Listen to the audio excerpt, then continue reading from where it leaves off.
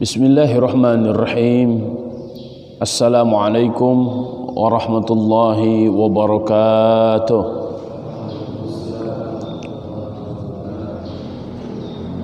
Alhamdulillahi rabbil alamin.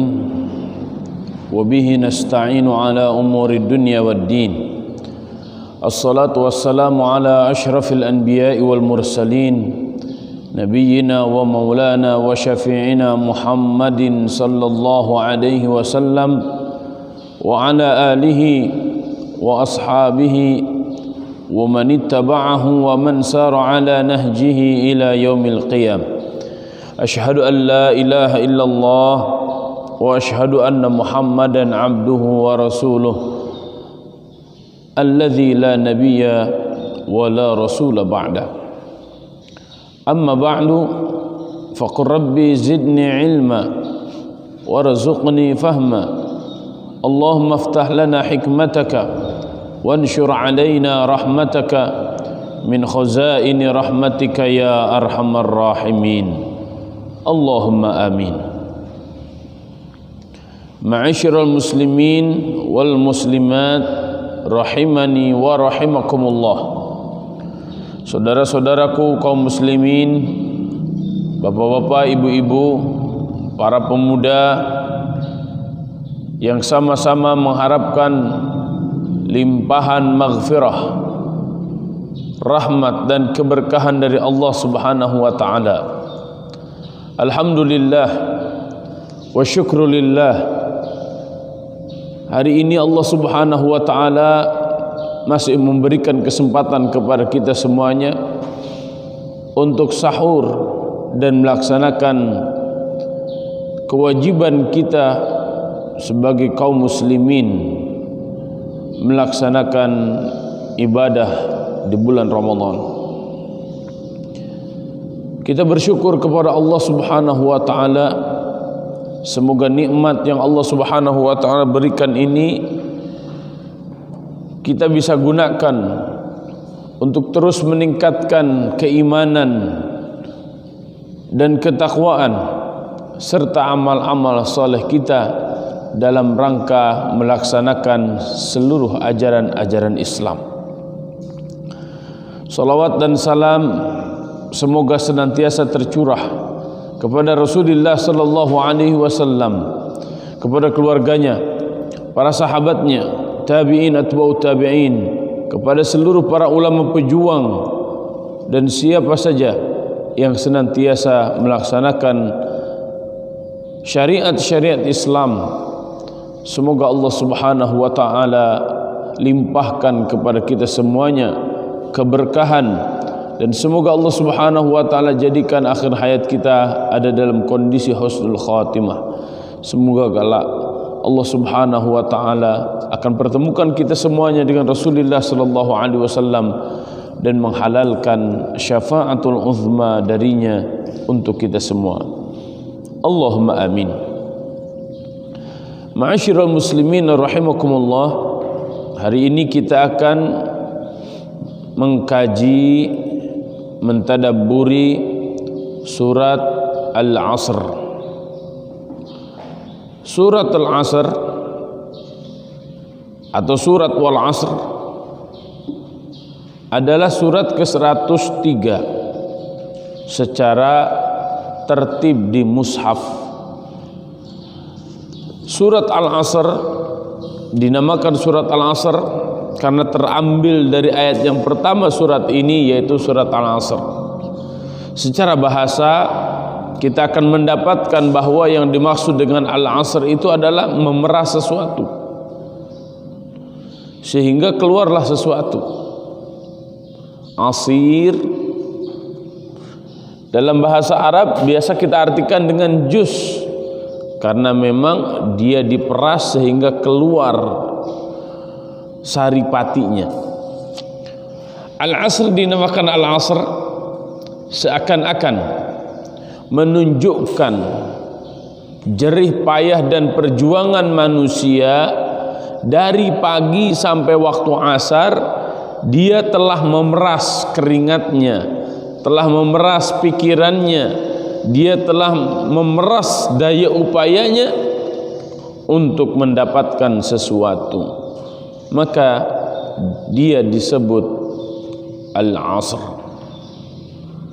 Walau secara umum memang al-asr ini diterjemahkan dan ditafsirkan oleh para ulama al-asr ay ad-dahr waz zaman. Al-asr adalah waktu, ya, secara umum diartikannya seperti itu. Surat Al-Asr terdiri dari 3 ayat. Surat Al-Asr diturunkan oleh Allah Subhanahu wa taala sebelum Nabi Muhammad sallallahu alaihi wasallam hijrah dari Makkah ke Madinah, atau biasa para ulama menggolongkannya dengan nama surat-surat Makkiyah. Apa hubungan antara surat Al-Asr dengan surat sebelumnya, yaitu surat At-Takatsur? Jika kita perhatikan dalam surat At-Takatsur, di awal-awal surat Allah Subhanahu wa taala gambarkan manusia-manusia yang at-takatsur. Manusia-manusia yang hidupnya hanya untuk memikirkan mengumpul-ngumpul harta yang banyak, berusaha terus-menerus agar pangkat dan jabatannya semakin tinggi. Jika ada orang yang seperti ini, maka inilah gambaran yang disebutkan dalam surat Al-Asr, la fi khusrin. Manusia-manusia yang seperti itu, yang hidupnya hanya untuk mencari dunia, akal dan fikirannya dia peras hanya untuk mencari dunia, maka manusia-manusia seperti itulah manusia-manusia yang merugi. Jika Allah Subhanahu wa taala sebutkan dalam surat At-Takatsur dan surat Al-Asr gambaran manusia yang merugi, maka di akhir surat Al-Asr Allah Subhanahu wa taala memberikan kasih sayangnya kepada kita semuanya. Bagaimana caranya agar kita tidak merugi? Tidak seperti orang-orang yang hanya hidupnya mencari harta dan mencari pangkat jabatan. Maka Allah Subhanahu wa taala memberikan 4 kunci agar kita tidak merugi selama kehidupan di dunia ini. Itu ada pada surat Al-Asr ayat ketiga. Coba kita baca pendahuluan gambaran tentang surat Al-Asr ini dalam tafsir Safwatut Tafasir yang dikarang oleh Syekh Muhammad Ali As-Sabuni rahimahullahu ta'ala. Suratul Asr makkiyatun wa qad ja'at fi ghayatil ijaz wal bayan. Sungguh surat Al-Asr ini telah menjelaskan secara ringkas dan jelas litawdihi sababi sa'adatil insan, untuk menggambarkan sebab-sebab kebahagiaan manusia, au syaqawatihi, ataupun kenestapaannya. Seperti apa manusia-manusia yang akan bahagia, seperti apa manusia-manusia yang akan nestapa. Surat ini menjelaskan secara ringkas tapi jelas. Wa najahuhu fi hadhihi al-hayah aw khusranuhu wa dimaruhu. Kesuksesan manusia dalam kehidupan ini ataupun kerugian manusia dan kehancurannya.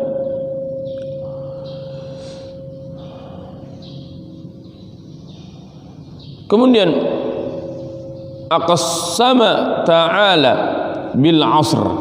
Allah Subhanahu wa taala telah bersumpah dengan waktu, wa huwa zaman, yaitu zaman alladzi yantahi fihi umrul insan, yang mana dengan waktu itulah umur manusia terbatas. Manusia ada awalnya, karena dia ada awalnya maka dia pasti ada akhirnya. Ya, dilahirkan manusia maka ketika dia dilahirkan menunjukkan bahwa dia makhluk. Yang namanya makhluk pasti ada awal. Awalnya yaitu dilahirkan. Akhirnya apa? Kematian dan dikuburkan. Wa ma fihi min ansafil ajaib, dan apa yang terjadi dengan keajaiban-keajaiban wal ibar, dan pelajaran-pelajaran ad-dala ala qudratillah wa hikmatihi, yang menunjukkan kemahakuasaan Allah Subhanahu wa taala wa hikmatihi, dan hikmahnya. Ala anna jinsal insan fi khasaratin wa nuqsanin, bahwasannya manusia itu ada dalam kerugian dan kekurangan. Illa man ittasafa bil awsafil arba'ah, kecuali mereka manusia-manusia yang memiliki 4 karakter. Jika tidak mau merugi dalam kehidupan dunia ini, milikilah 4 hal. Apa itu? Yang pertama adalah al-iman. Yang kedua al-amalus salih, amal saleh. Yang ketiga adalah at-tawasau bil haq, saling nasihat menasehati dengan al-haq, kebenaran. Yang ketiga wal i'tisam bis sabr, saling nasihat menasehati agar kita semuanya senantiasa sabar. Wahia asasul fadilah, 4 ini adalah pokok dari segala pokok yang utama. Wa asasuddin, dan asas agama ini, atau bahasa anak-anak sekarang intinya inti, core of the core. Manusia itu hanya 4 saja, ya. Walihada qala al-Imam Asy-Syafi'i rahimahullah, oleh karena itu Imam Asy-Syafi'i rahimahullah taala pernah mengatakan, "Lau lam yanzilillahu siwa hadhihi surah lakaffatin nas." Seandainya Allah Subhanahu wa taala tidak menurunkan ayat-ayat Al-Qur'an, hanya ini saja yang diturunkan, lakaffatin nas, sudah cukup bagi seluruh manusia. Para ulama menambahkan penjelasan ini, maksud perkataan Al-Imam Asy-Syafi'i ini bukan dalam masalah hukum, ya, tapi masalah kunci-kunci kesuksesan. Karena kalau tidak ada hukum, ya bingung nanti, ya. Kenapa ini menurut Imam Asy-Syafi'i? Surat ini sudah merepresentasikan seluruh ayat-ayat di dalam Al-Quran, kecuali ayat-ayat hukum. Karena jika manusia mampu memaksimalkan waktunya, pasti mereka akan sukses, ya. Karena seluruh modal yang Allah Subhanahu wa taala berikan kepada manusia itu sama modalnya, yaitu waktu. Maka siapapun orangnya, mau orang muslim, mau orang kafir, memaksimalkan waktu, maka mereka akan berhasil. Cuma bedanya keberhasilan orang-orang kafir itu limited, hanya di dunia saja. Tapi keberhasilan orang-orang Islam unlimited, di dunia dan di akhirat. Kalau sekarang orang Islam tidak mau menggunakan waktu, malas-malasan, ibadahnya nggak jelas, maka di dunia gimana mau berhasil? Ya. Di akhirat berhasil nggak? Ya berhasil, tapi kan di laundry dulu. Mau di akhirat di laundry dulu? Ya silakan aja, hidup seenaknya. Saya mah yang penting masuk surga aja lah. Iya boleh, silakan masuk surga. Tapi nggak tahu tahun keberapa masuk surganya. Di laundry dulu, nggak tahu di neraka Hawiyah atau di neraka Jahannam atau di neraka apa? Di neraka Sakor kan gitu kan? Ketika ada orang-orang yang dimasukkan ke dalam neraka Sakor, ditanya, "Lah, masalakakum fi Sakor? Kenapa kalian ada di neraka Sakor?" Qalu lam nakum minal musallin. Jawabannya adalah iya, kami ada di neraka Sakor karena kami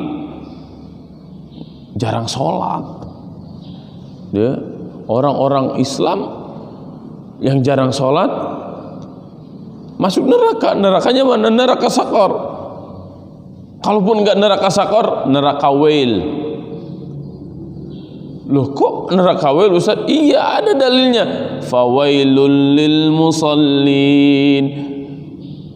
Maka neraka Wail bagi orang-orang yang sholat. Ya, orang sholat aja masuk neraka, apalagi enggak sholat. Ya udah, mending enggak sholat aja Ustaz sekalian. Oh ya udah, silahkan aja kalau enggak mau sholat mah.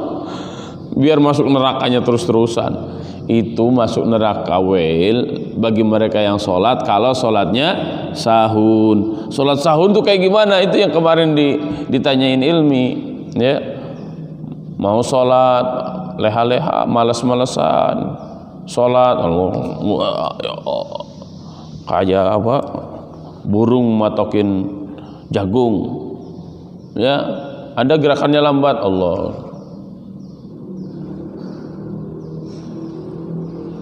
Itu sholat atau tidur? Sahun sholatnya. Maka bagi mereka yang seperti itu, fawailul lil musallin, neraka Wail bagi mereka orang-orang yang sholatnya lalai. Ya.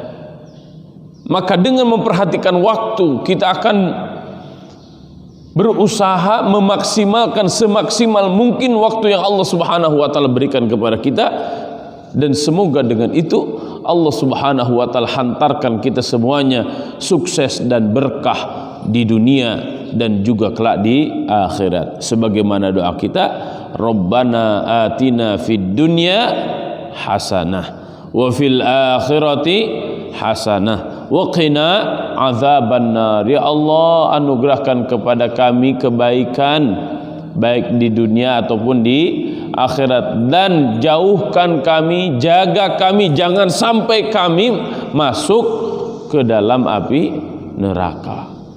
Ya, jangan sampai ari doana Rabbana atina fid dunya hasanah, ari buktina di dunia sangsara, di akhirat belangsak, hiji-hijian acan. Ya, oleh karena itu perhatikan 4 hal ini agar kita semuanya sukses berkah di dunia ataupun di akhirat. Baik. A'udzubillahi minasyaitonirrajim. Bismillahirrahmanirrahim. Wal 'asr. Innal insana lafi khusr illa alladhina amanu wa 'amilus salihati wa tawasaw bil haqqi wa tawasaw bis sabr. Wal 'asr. Innal insana lafi khusr, ay uqsimu bid-dahri waz-zaman lima fihi min ansafil gharaib wal ajaib wal ibar wal 'idhat ala anna al-insan fi khusranin. Allah Subhanahu wa taala bersumpah dengan waktu yang di dalam waktu itu banyak keanehan-keanehan, keajaiban-keajaiban, banyak pelajaran, banyak nasihat-nasihat sepanjang kehidupan. Ala annal insan fi khusranin, bahwa sesungguhnya manusia semuanya tanpa terkecuali fi khusranin, berada dalam kerugian. Li'annahu yufaddilul ajilata 'alal ajilah, karena mereka mengutamakan dunia daripada akhirat. Mereka seakan-akan hidup di dunia itu terus menerus, hidup di akhirat tidak akan mungkin, nggak ada akhirat itu. Oleh karena mereka tidak meyakini akhirat, mereka tidak berbekal dengan akhiratnya, padahal kematian semakin dekat. Ya, mereka lebih mementingkan memikirkan dunia daripada memikirkan akhirat. Padahal yang harus kita lakukan adalah fikirkan akhirat agar dunia ngikut, bukan mikirin dunia. Karena hanya mikirin dunia, akhirat nggak akan ngikut. Ya, wa taghlubu 'alaihi al-ahwa wasyahawat. Mereka orang-orang yang seperti ini adalah orang-orang yang dikalahkan oleh hawa nafsu dan syahwatnya. Ya, jadi melakukan segala sesuatu itu dasarannya bukan iman kepada Allah, tapi syahwat, hawa nafsu. Yang namanya ngalajur hawa nafsu, ya tunggul apa istilah orang-orang barat itu, tunggul dirarung, catang diruncat. Ya. Mau yang halal mau yang haram libas saja, hawa nafsu. Ketika melakukan pelanggaran atau mengikuti hawa nafsu memang nikmat, tapi nikmatnya hanya sebentar. Yang lama itu apanya? Dosanya, siksanya. Ya, zina itu kan nikmat cuma 5 menit, dosanya seumur umur bahkan sampai akhirat nanti. Waliyadzubillah. Ya. Qala Ibnu Abbas radhiyallahu anhu berkata, al-'asr huwa ad-dahr. Yang dimaksud dengan al-'asr itu adalah ad-dahr, waktu. Nah, ini disebutkan al-'asr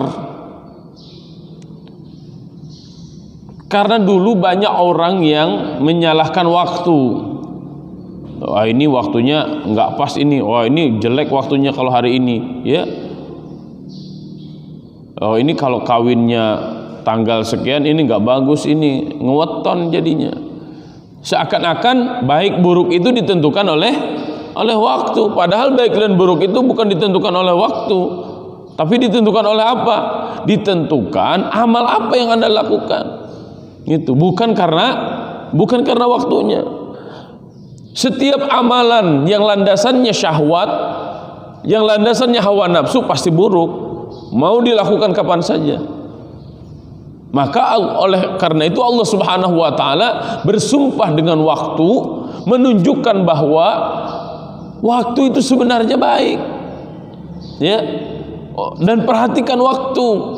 Yang harus diisi itu, yang harus disalahkan itu bukan waktunya, tapi yang mengisi waktunya. Dengan apa dia mengisi waktunya? Kalau dengan hawa nafsu dan syahwat, pasti dia salah dan pasti dia berada dalam kerugian.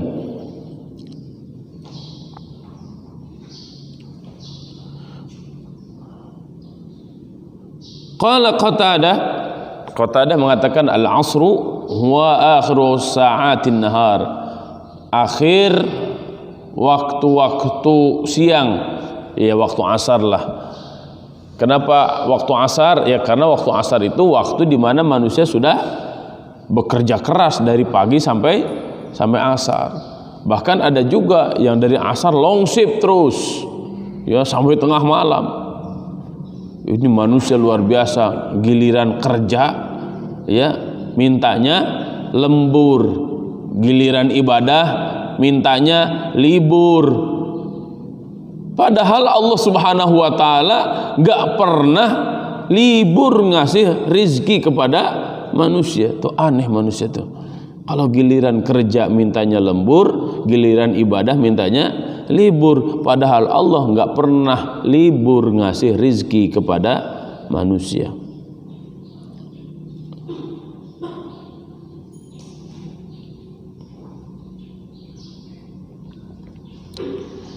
Kemudian kita lanjutkan.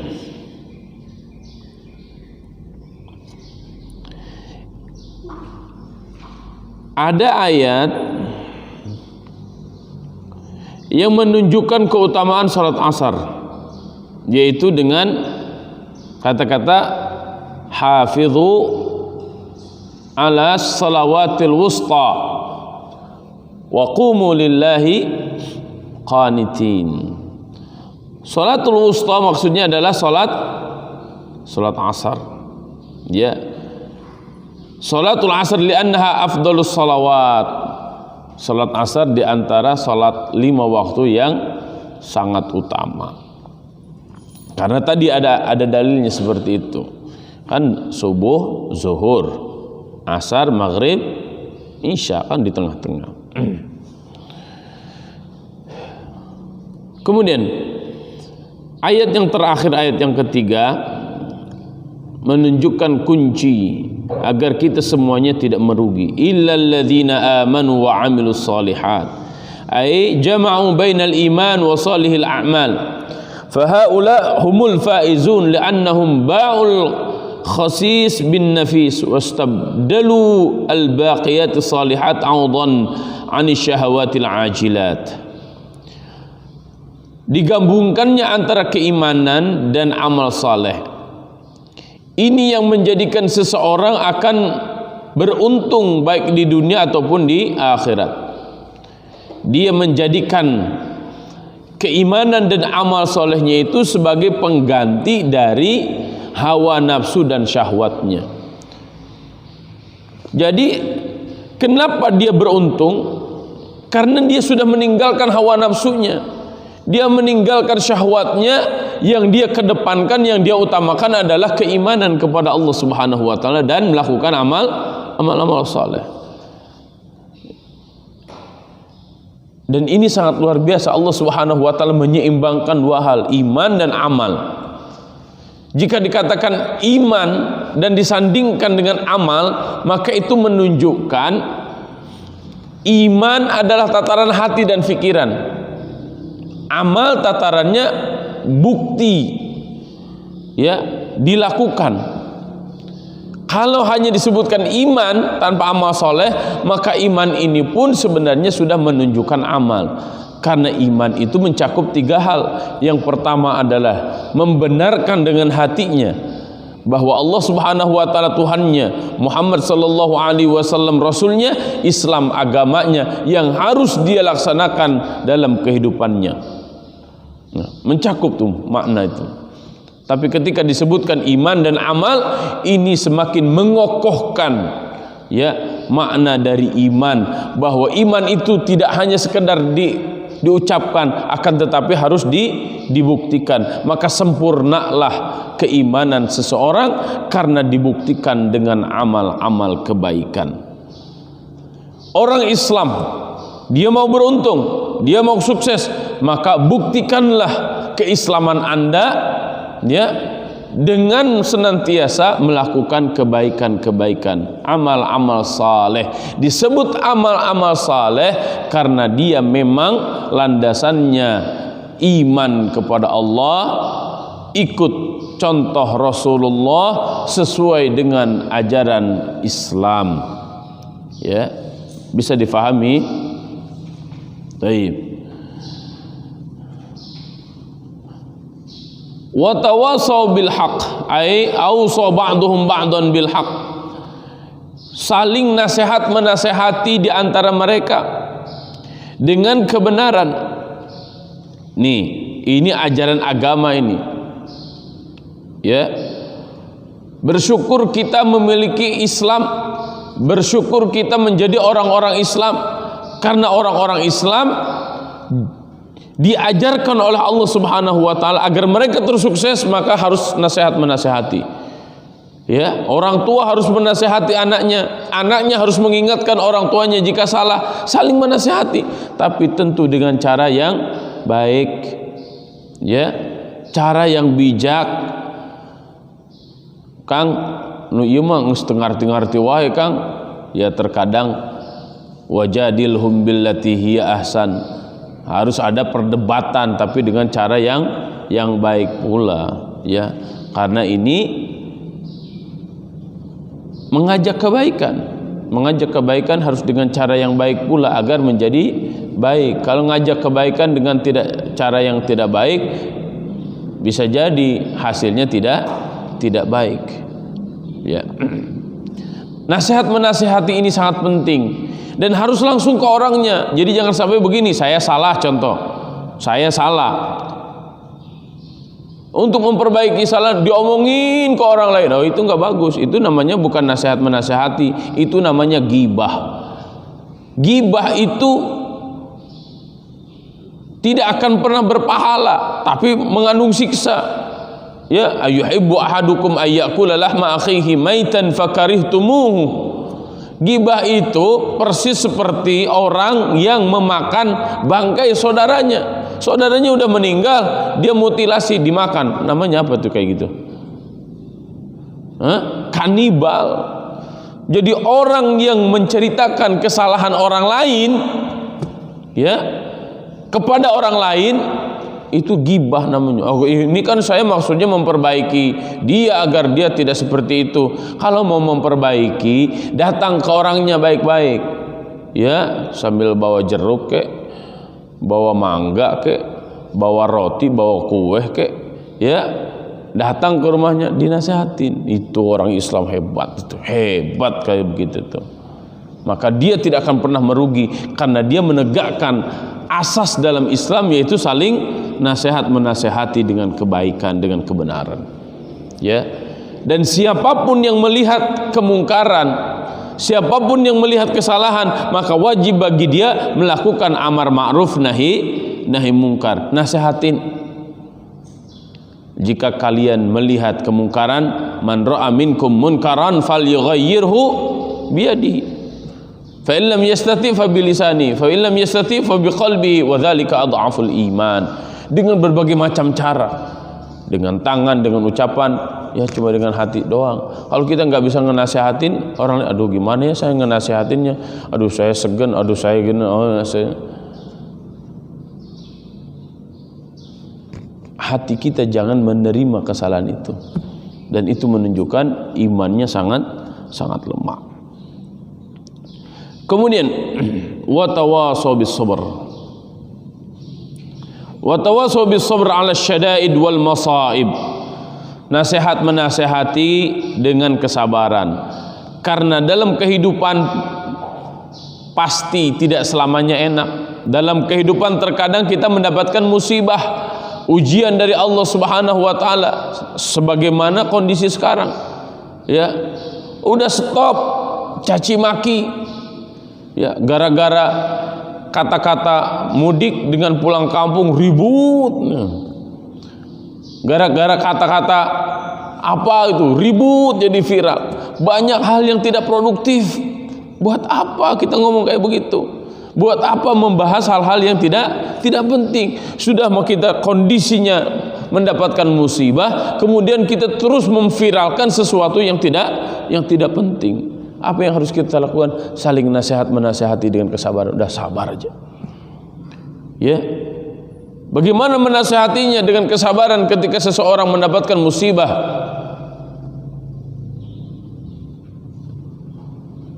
Maka di dalam surat Al-Baqarah Allah Subhanahu wa taala menegaskan,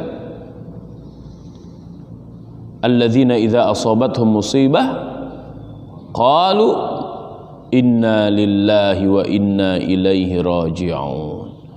Perbanyaklah zikir itu, inna lillahi wa inna ilaihi raji'un.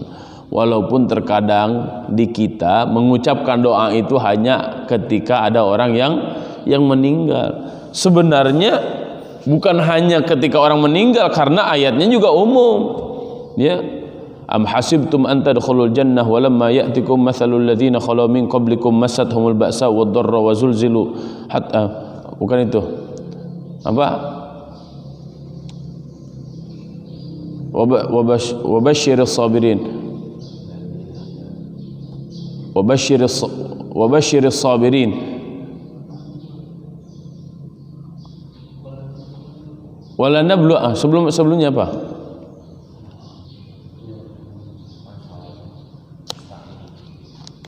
Ya, wa basyiris sabirin. Terus wala taqulu liman yuqtalu fi sabilillahi amwat bal ahya walakin la tash'urun. Wala nabluwannakum bi syai'in minal khawfi wal ju'i wa naqsin minal amwali wal anfusi wath thamarat wa basyiris sabirin. Ya kan? Wala nabluwannakum bi syai'in minal khawfi wal ju' wa naqsin minal amwal wa naqsi minal amwali wal anfusi wath thamarat wa basyiris sabirin. Nah, bukan hanya wa naqsi minal anfus. Wa naqsi minal anfus itu kan meninggal, ya kan? Minal amwal wath thamarat juga.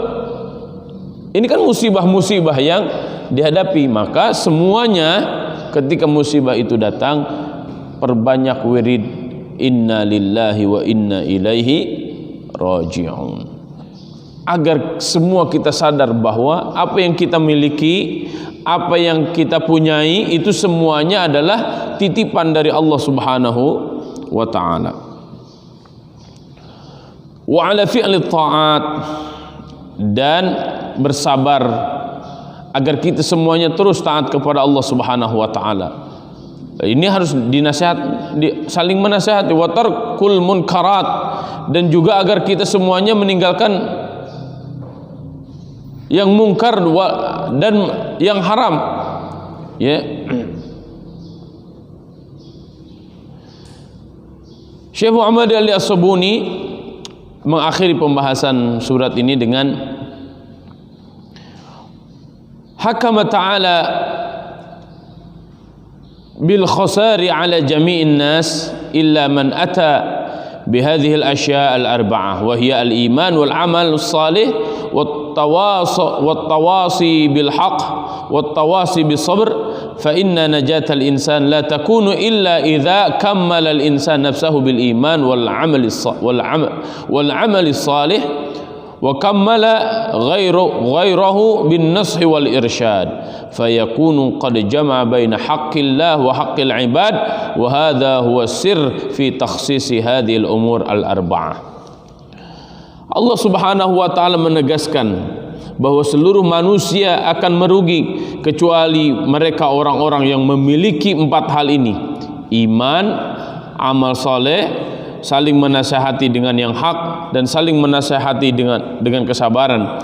Karena sesungguhnya kesuksesan manusia tidak akan pernah terjadi kecuali ketika 4 ini sempurna, ya. Karena 4 ini menggabungkan hal yang sangat penting, yaitu hak Allah dan hak manusia. Hak Allah itu apa? Hak Allah Subhanahu wa taala itu diibadahi, disembah, dan kita terus-menerus berada dalam amal-amal kebaikan. Itu hak Allah. Hak manusia adalah saling menasehati dengan yang hak dengan penuh kesabaran. Karena melakukan yang hak tidak mungkin bisa terus-menerus jika kita tidak saling menasehati untuk terus sabar dalam ketaatan, dalam kondisi susah ataupun kondisi senang. Insya Allah dengan sabar kita semuanya akan dihantarkan kepada kesuksesan. As-sabru yu'inu ala kulli amalin. Sabar itu akan membantu kita semuanya menuntaskan segala amal.